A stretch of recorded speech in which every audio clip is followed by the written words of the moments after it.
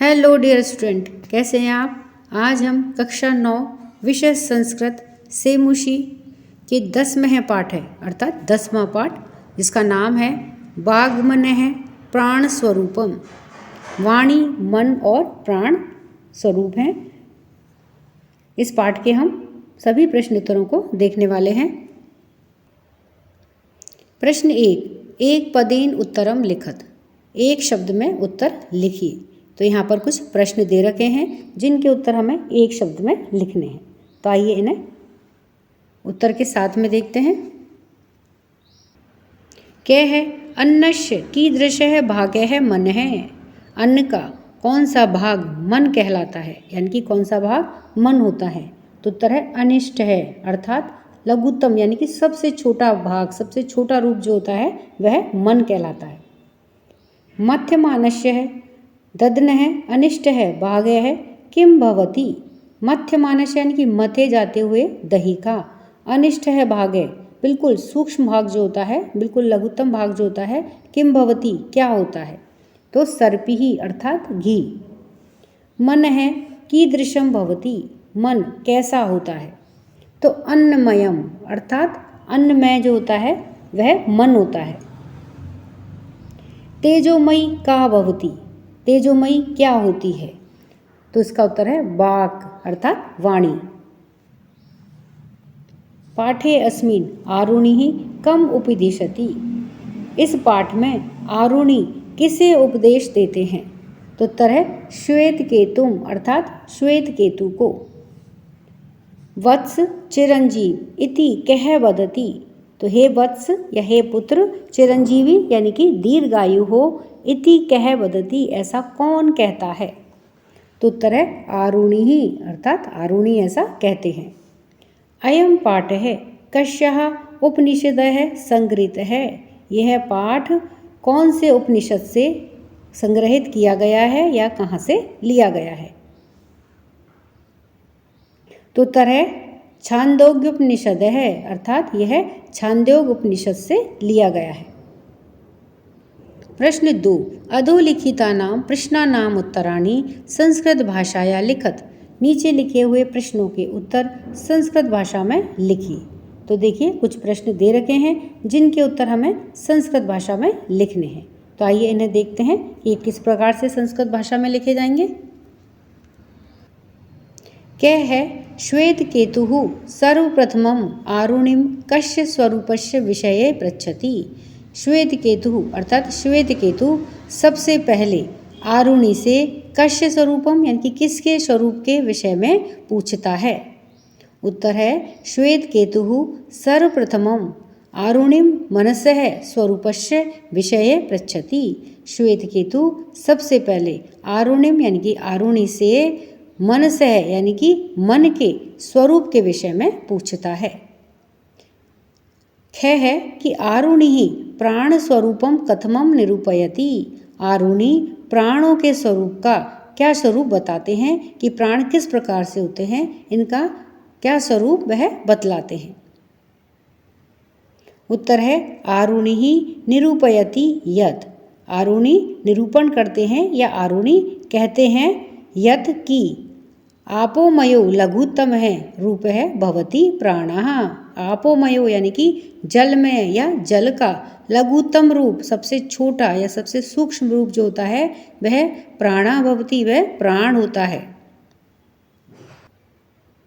ज्ञ है मानवानां चेतांशी कीदृशानि भवन्ति। मानवानां चेतांशी अर्थात मनुष्यों के मन कीदृशानि भवन्ति किस प्रकार के होते हैं। तो उत्तर है कि मानवानां चेतांशी अशितान्न अनुरूपाणि भवन्ति। अर्थात मनुष्यों के मन खाए गए अन्न के अनुरूप होते हैं, अर्थात जैसा वो अन्न खाते हैं वैसा ही उनका मन होता है, यानी कि खाए गए अन्न के अनुसार ही उनका मन होता है। घ है सर्पिः किम भवति। सर्पिः यानी कि घी या घृत क्या होता है। तो उत्तर है मध्यमानस्य ददन है यो अणुतम है यदु एवं आयाति तत् सर्पिः भवति। मथे जाते हुए दही का जो सबसे लघुत्तम यानी कि जो सूक्ष्म रूप होता है वह ऊपर की ओर उठता है वह ही घृत या घी कहलाता है। अणः आरुणेः मतानुसारम मनः कीदृशं भवति। आरुणि के मत के अनुसार मन कैसा होता है। उत्तर है आरुणेः मतानुसारम मनः अन्नमयं भवति। आरुणि के मत के अनुसार मन अन्नमय होता है। प्रश्न तीसरे का है कि स्तंभस्य पदानि ब स्तंभेन दत्तै पदै सह यथा योगम योजयत। स्तंभ में दिए गए शब्दों का ब स्तंभ में दिए हुए शब्दों के साथ में उचित मेल कीजिए। तो आइए इन्हें उत्तर के साथ में देखते हैं। तो स्तंभ में देखिए शब्द दिया गया है मन है, तो मन का सही मेल क्या होगा। ब स्तंभ के अन्नमयम, तो मन कैसा होता है अन्नमयम। प्राण है, तो प्राणों का सही मेल क्या होगा। ब स्तंभ के आपोमय है, इसके साथ में इसका सही मेल होगा। फिर है स्तंभ में दिया गया है वाक्य है, और इसको ब स्तंभ के सही शब्द के साथ में जोड़ना है, तो क्या होगा तेजोमयी। है अधोलिखिता नाम पदानाम विलोम पदम पाठात चित्वा लिखत। नीचे लिखे हुए शब्दों के विलोम शब्द पाठ में से चुन करके लिखिए। तो यहाँ पर देखिए कुछ शब्द दिए गए हैं, इनके विलोम शब्द हमें पाठ में से चुन करके लिखने हैं। तो आइए इन्हें देखते हैं। अब शब्द है जैसे कै में है गरिष्ठ है, तो इसका विलोम शब्द हुआ अनिष्ट है, अर्थात लघुत्तम, और ये गरिष्ठ है दीर्घतम। ख में है अध है, यानी कि नीचे की ओर। ऊर्ध्व है, यानी कि ऊपर की ओर। ग में है एक बारम, यानी कि एक बार। भयो अपि, यानी कि अनेकों बार। अनधीतम, यानी कि बिना पढ़ा हुआ। अधीतम, पढ़ा हुआ। किंचित, यानी कुछ। भूय, यानी कि सब कुछ। प्रश्न 4 उदाहरणम् अनुसृत्य निम्नलिखितेषु क्रियापदेषु तुमुन प्रत्ययं योजित्वा पद निर्माणं कुरुत।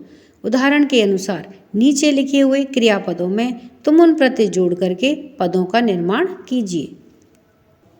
तो यहाँ पर देखिए जैसे एक उदाहरण दिया गया है प्रच्छ प्लस तुमुन, तो प्रष्टुम।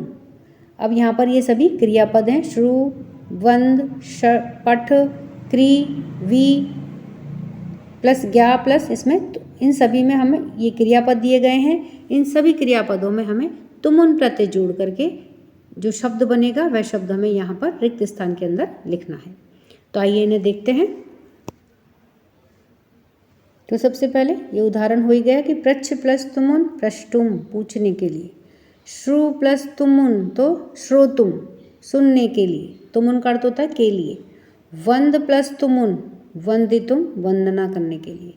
पठ प्लस तुमुन, पठितुम, पढ़ने के लिए। क्री प्लस तुमुन, कर्तुम, करने के लिए। तो क्री धातु हो गई, तुमुन प्रत्यय हो गया। वी प्लस ज्ञा, इसमें दो धातु हैं, प्लस तुमुन प्रत्यय हो गया, तो क्या बना विज्ञातुम, जानने के लिए। अब है वी प्लस आ प्लस ख्या, अब इसमें तुमुन प्रत्यय जोड़ देंगे तो क्या बनेगा व्याख्यातुम, अर्थात व्याख्या करने के लिए, वर्णन करने के लिए। प्रश्न 5 निर्देशानुसारम रिक्त स्थानानि पूरयत। निर्देश के अनुसार रिक्त स्थानों की पूर्ति कीजिए। तो यहाँ पर देखिए कुछ रिक्त स्थान दिए गए हैं। तो यहाँ पर देखिए कोष्टक के अंदर निर्देश दिया गया है, उसके अनुसार ही हमें ये रिक्त स्थान भरने हैं। जैसे इक्ष में लट लकार लगाना है, भू में लट लकार लगाना है, श्रु में लोट लकार की धातु लगा के यहाँ पे हमें लिखनी है। तो जैसा निर्देश दिया गया है उसके अनुसार ही हमें ये रिक्त स्थान भरने हैं। तो आइए इन्हें उत्तर के साथ में देखते हैं। क्या है अहम किंचित प्रष्टुम, और यहाँ पर देखिए इच्छ धातु लट लकार है, यानी कि इच्छ धातु में लट लकार लगानी है। तो इक्षामी, मैं कुछ पूछने की इच्छा रखता हूँ या करता हूँ। मन है अन्नमयम, और भू में लट लकार, भू धातु लट लकार, तो क्या होगा भवती। रिक्त स्थान में क्या आएगा भवती। तो मन है अन्नमयम भवती, मन अन्नमय होता है। सावधानम, और श्रु में क्या लगाना लोट लकार, तो लोट लकार में क्या होगी श्रुणु। सावधानम श्रुणु, तो रिक्त स्थान में क्या आएगा श्रुणु, सावधान होकर के सुनिए। तेजस्वी नव अधीतम, अस धातु लोट लकार क्या होगा? अस्तु। तो रिक्त स्थान में क्या आएगा? अस्तु। तेजस्वी नव अधितम अस्तु यानी कि हम दोनों का पढ़ा हुआ तेजमय हो। श्वेत केतु आरुणे है शिष्य आसीत। तो अस धातु लंग लकार तो क्या आएगा? आसीत। अस धातु लंग लकार आसीत था। तो श्वेत केतु आरुणे है यानी कि आरुणि का शिष्य आसीत शिष्य था। तो इस तरह से रिक्त स्थान में क्या आएगा? आसीत। प्रश्न 5 का ए है कि उदाहरणम अनुसृत्य वाक्यानि रचयत। उदाहरण के अनुसार वाक्यों की रचना कीजिए। तो जैसे उदाहरण दे रखा है कि अहम स्वदेशम सेवितुम इच्छामि, मैं अपने देश में सेवा करना चाहता हूँ। उसी प्रकार के बाकी के वाक्यों को हमें बनाना है। तो आइए इन्हें देखते हैं। अहम शिष्यम उपदिशामि, मैं शिष्य को उपदेश देता हूँ। अहम गुरुम प्रणमामि, मैं गुरु को प्रणाम करता हूँ। अहम सेवकम आज्ञापयामि, मैं सेवक को आज्ञा देता हूँ। अहम गुरुम प्रश्नम पृच्छामि, मैं गुरु से प्रश्न पूछता हूँ। अहम मनसः स्वरूपम अवगच्छामि, मैं मन के स्वरूप को जानता हूँ। प्रश्न 6 का ए है संधिम कुरुत, संधि कीजिए। तो यहाँ पर देखिए अलग अलग संधि विच्छेद दिए गए हैं, तो इनका हमें संधि करनी है यानी कि इन्हें आपस में जोड़ना है। तो देखते हैं इनके संधि करने से क्या नया शब्द बनता है। तो इन्हें उत्तर के साथ में देखते हैं। तो संधि देखते हैं कि अतिशय प्लस अन्नशय, अतिशयनश्य, अतिशयान्नश्य, इति प्लस अपि प्लस अवधार्यम, इत्यप्यधार्यम, का प्लस इयम केयम, नव प्लस अधीतम नाविदितम, भवति प्लस इति भवतीति। आ है स्थूल पदान्य अधिकृत्य प्रश्न निर्माणम कुरुत, मोटे दिए हुए पदों के आधार पर शब्दों के आधार पर प्रश्न का निर्माण कीजिए। तो यहाँ पर देखिए ये मोटे अक्षरों में जो शब्द दिए गए हैं इनके आधार पर हमें प्रश्न का निर्माण करना है। तो आइए इन्हें देखते हैं कि किस प्रकार से प्रश्न का निर्माण होगा। तो पहला है मध्यमानस्य ददनः अणिमा ऊर्ध्वम समुदिशति। मध्यमानस्य यानी कि मथे हुए दही का, अणिमा यानी कि सूक्ष्मतम रूप, ऊर्ध्वम समुदिशति ऊपर की ओर उठता है या ऊपर की ओर जाता है। तो यहाँ पर मोटे अक्षरों में क्या लिखा है? मध्यमानस्य अर्थात मथे जाते हुए दही का। तो प्रश्न कैसे बनेगा? यह तो हो गया उत्तर। तो प्रश्न कैसे बनेगा कि किस प्रकार के दही का जो सूक्ष्मतम रूप है वह ऊपर की ओर जाता है। तो किस प्रकार के दही के लिए क्या आएगा? कीदृशस्य, कीदृशस्य, कीदृशस्य ददनः अणिमा ऊर्ध्वम समुदशति। किस प्रकार का दही का जो सूक्ष्मतम रूप होता है वह ऊपर की ओर जाता है। दूसरा है भवता घृतोत्पत्ति रहस्यम व्याख्यातम। भवता यानी कि आपके द्वारा, घृतोत्पत्ति रहस्यम यानी कि घी की उत्पत्ति का रहस्य, व्याख्यातम यानी कि समझाया गया। तो यहाँ पर देखिए भवता को मोटे अक्षरों में लिखा गया है यानी कि हमें इसके आधार पर प्रश्न बनाना है। तो इसके आधार पर यानी कि किसके द्वारा घृतोत्पत्ति का रहस्य समझाया गया है। तो किसके लिए क्या आएगा? केन, किसके द्वारा? तो केन घृतोत्पत्ति रहस्यम व्याख्यातम, किसके द्वारा घृतोत्पत्ति यानी कि घी की उत्पत्ति का रहस्य समझाया गया। फिर तीसरा है कि आरुणिम उपगम्य श्वेत केतु अभिवादयति। आरुणिम यानी कि आरुणि के पास जाकर के श्वेत केतु अभिवादन करता है। तो यहाँ पर देखिए श्वेत केतु को मोटे अक्षरों में लिखा गया है यानी कि इसके आधार पर हमें प्रश्न बनाना है। तो यह तो उत्तर हो गया कि आरुणि के पास जाकर के श्वेत केतु अभिवादन करता है। तो आरुणि के पास जाकर के कौन अभिवादन करता है? तो कौन के लिए क्या आएगा? कह। तो आरुणिम उपगम्य, आरुणि के पास जाकर के कह अभिवादयति, कौन अभिवादन करता है। श्वेत केतु वाग विषय पृच्छति, श्वेत केतु वाणी के विषय में पूछता है। तो यहाँ पर देखिए वाग विषय को मोटा किया गया है, यानी कि इसके आधार पर प्रश्न बनाना है। यह तो हो गया उत्तर। तो श्वेत केतु किसके विषय में पूछता है, यह प्रश्न बनेगा। तो किसके लिए क्या आएगा, कस्य। तो श्वेत केतु कस्य विषय पृच्छति, श्वेत केतु किसके विषय में पूछता है। प्रश्न 7वां है पाठस्य सारांशम पंचवाक्यई लिखत, पाठ का सारांश 5 वाक्यों में लिखिए। तो 5 वाक्य हैं। देखिए पहला है कि पाठे आरुणि श्वेत केतुम विज्ञापयति यत्, पाठ में आरुणि श्वेत केतु को बताते हैं कि अन्नमयम भवति मन है, जो मन होता है वह कैसा होता है, अन्नमय होता है। तीसरा है आपोमयो भवति प्राणः, और जो प्राण होते हैं वो जलमय होते हैं। चौथा है तेजोमयी भवति वाक्, और जो वाणी होती है वह तेजोमयी होती है। 5वां है मनुष्य है यादृशम अन्नादिकम खादति, मनुष्य जिस प्रकार का अन्न खाता है तादृशम एव तस्य चित्तादिकम भवति, उसी प्रकार का ही उसका चित्त आदि सब होते हैं। तो यह इस पाठ का सारांश है।